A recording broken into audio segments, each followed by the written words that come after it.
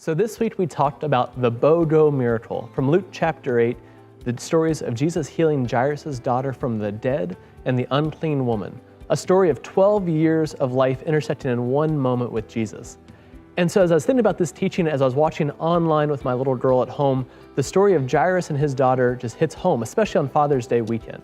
And the idea that Jairus was walking with Jesus, and as he is, a messenger comes up and says, "Don't even bother the teacher anymore, your daughter's dead." And as I'm sitting there with my little girl, my heart just sank and went, what would that mean for me? And then he goes into this house with Jesus and Jairus, and they enter a room with mourners. And Pastor Matthew this weekend said this incredible thing where he talked about professional mourners. And so we see in Luke chapter 8, where Jesus walks in, and in verse 52 it says, "The house was filled with people weeping and wailing.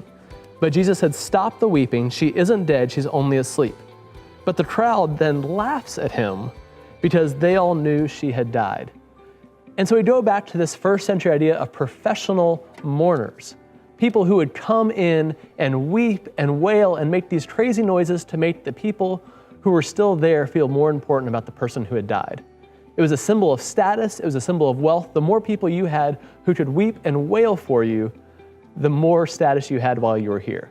And so Jesus enters what is now this bizarre scene and says, "Everyone stop. Stop weeping, stop wailing. She's not dead." And then they laugh. And that idea that they would laugh at Jesus always confused me because I'm like, wait. They were weeping and mourning and they can laugh? But it shows you this idea of professional mourners. So see, Jairus had status and he had wealth and he had influence, and all that bought him were people who were pretending to cry. And Jesus, on his way there, heals a woman who's been unclean for 12 years. And then he goes into this house and heals this little girl and brings her back from the dead. People who in this society had no value or worth, Jesus says, "I've seen your life, I've seen who you are, and you have worth here with me."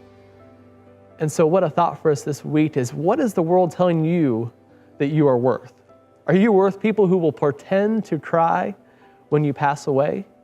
Or are you going at the feet of Jesus, who is there to heal and to meet you where you're at? May God bless you this week as you live into the God who hears and cares for you.